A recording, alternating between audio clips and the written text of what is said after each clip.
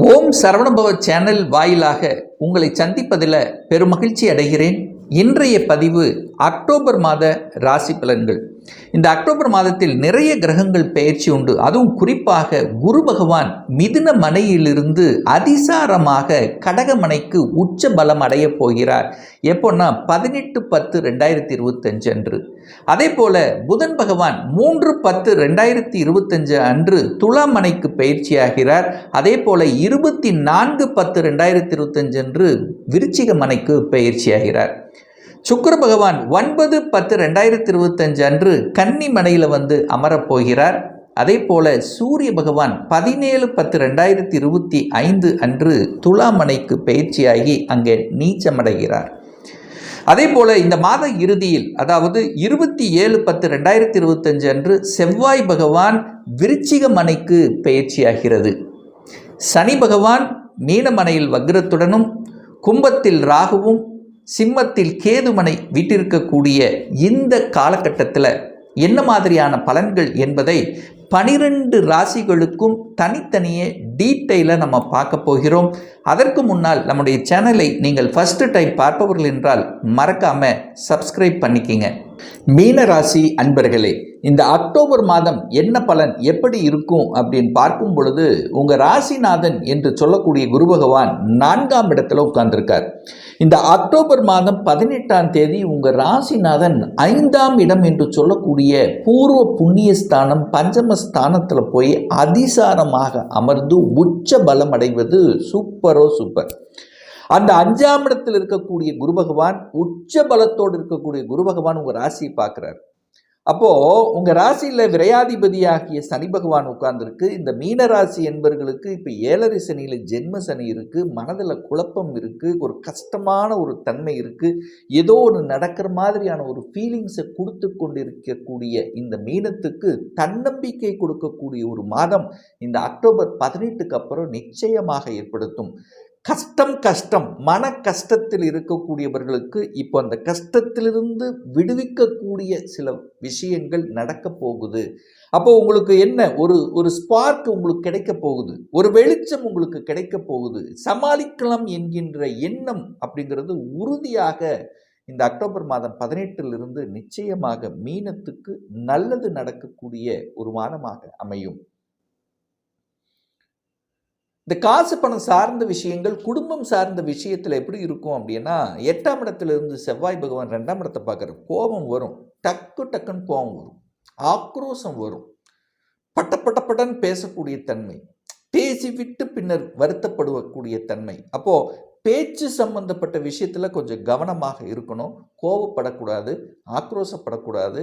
பணம் உண்டு, பணம் குடும்பத்துக்கு தேவையான தன வருவாயை தரும். 8ஆம் இடத்திலிருந்து 2ஆம் இடம் பணத்தை கையாளுகின்ற விஷயத்தில் கவனமாக இருக்கணும்.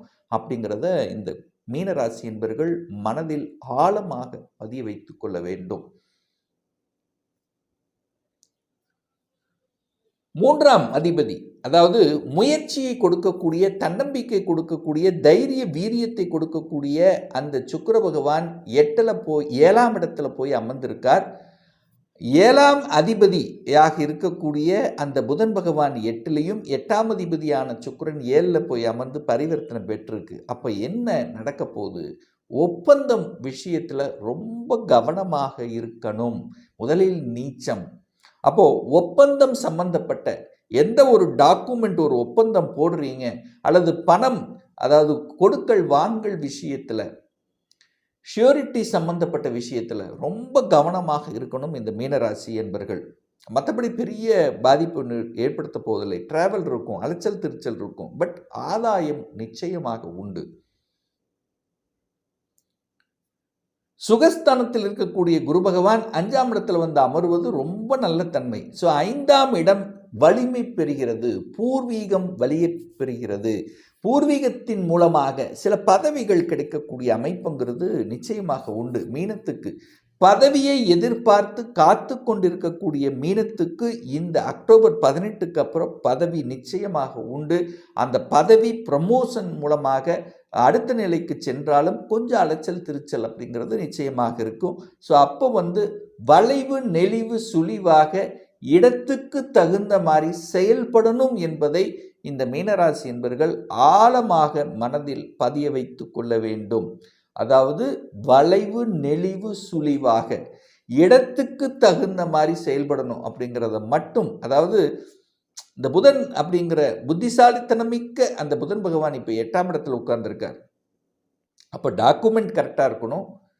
அறிவு ஒரு சில சமயங்களில் பார்த்தீங்கன்னா ஒரு அதீத ஒரு மறைந்த புதன் நிறைந்த அறிவை கொடுத்து விடுவார். ஸோ அதில் அறிவு சார்ந்த விஷயத்தில் எந்த ஒரு பிரச்சனை ஏற்படுத்த போவதில்லை. பட் டாக்குமெண்ட் சார்ந்த விஷயத்தில் கொஞ்சம் கவனம் எடுத்துக்கொள்வது மீனத்துக்கு சிறப்பு. 6ஆம் அதிபதி 8ல் போய் மறைகிறார். இந்த அக்டோபர் மாதம் 17ஆம் தேதிக்கு அப்புறம் 6ஆம் அதிபதியாக இருக்கக்கூடிய அந்த சூரிய பகவான் 8ஆம் இடத்துல போய் அமர்ந்து நீச்சமாக அமர்கிறார். அப்போ 6க்குரிய 8ல் வரையும் போது ஒரு சிலருக்கு திடீர் அதிர்ஷ்ட வாய்ப்புகளை கொடுக்கும். என்ன சார் அதிர்ஷ்ட வாய்ப்பு கொடுத்துரும்? திடீர்னு ஒருத்தருக்கு ப்ரொமோஷன் கிடைச்சிடும். எனக்கு குரு 5ல் வந்து அமர போகிறார். ப்ரொமோஷன் கிடைக்கக்கூடிய வாய்ப்புகள் ஒரு சிலருக்கு ஏற்படுத்திடும்.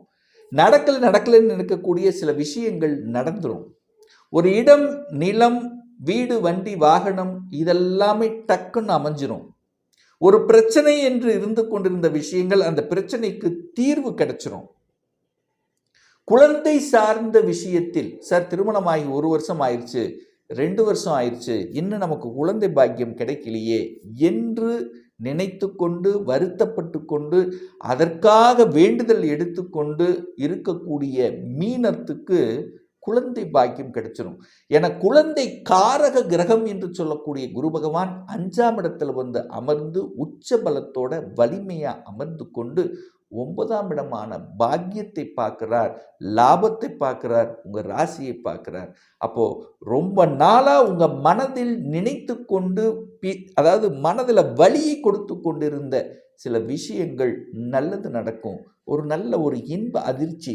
அப்போ எத்தனையோ வலிகளை கொடுத்ததப்பா, எனக்கு குழந்தை பாக்கியம் கிடைச்சிருச்சு, அதனால எவ்வளவு ஒரு சந்தோஷம், குடும்பத்தில் மகிழ்ச்சி, சந்தோஷம். ஸோ இந்த மாதிரி நல்ல விஷயங்கள் நடக்கக்கூடிய தன்மை நிச்சயமாக மீனத்துக்கு உண்டு என்று சொல்லுவேன். நல்ல விஷயங்களை எதிர்பார்க்கக்கூடிய ஒரு மாதம் இந்த அக்டோபர் மாதம் 18ஆம் தேதிக்கு அப்புறம் நிச்சயமாக உங்க மனதில், உங்க ஆள் மனதில் எதையெல்லாம் கடந்த ஒரு 2-3 மாதங்களாகவே இது நடக்க மாட்டேங்குது என்று நினைத்து கொண்டிருந்த சில விஷயங்கள் நடந்து அதன் மூலமாக சந்தோஷத்தை கொடுக்கக்கூடிய அமைப்புங்கிறது நிச்சயமாக மீனத்துக்கு உண்டுங்கிறத ஸ்ட்ராங்காக இந்த இடத்துல நம்ம பதிவு செய்யலாம்.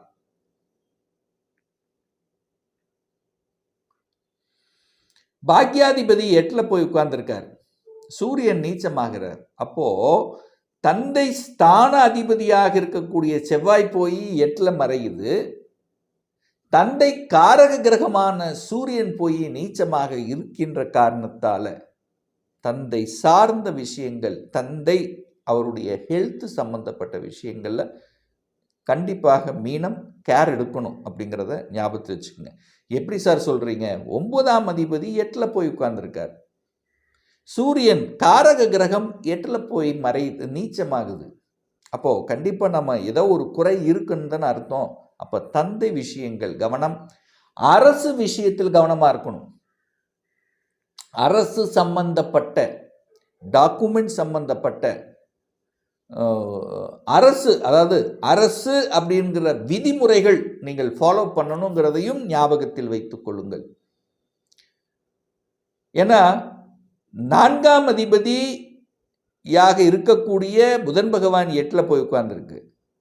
அப்போ 4ங்கிறது வண்டி, வாகனம் 8ல் போயிருக்கு. அப்போ இரவு நேர பயணங்களை கண்டிப்பாக முற்றிலும் தவிர்க்க வேண்டும். வாகன டாக்குமெண்ட் சரியாக இருக்கா அப்படிங்கிறதையும் செக் பண்ணணும். அதுவும் நீங்கள் கரெக்டாக பார்த்துக்கணும், செக் பண்ணி வச்சுக்கணும். ஸோ இதெல்லாமே அந்த டாக்குமெண்ட் சார்ந்த விஷயத்தில் கவனமாக இருப்பது இந்த மீனத்துக்கு சிறப்பு. சார் இதுவரைக்கும் லாபமே கிடைக்கல சார்னா, இப்போ இந்த குரு அதிசாரத்துக்கு அப்புறம் லாபம் கிடைக்கும். நேர 11ஆம் இடத்தை பார்க்குறார்.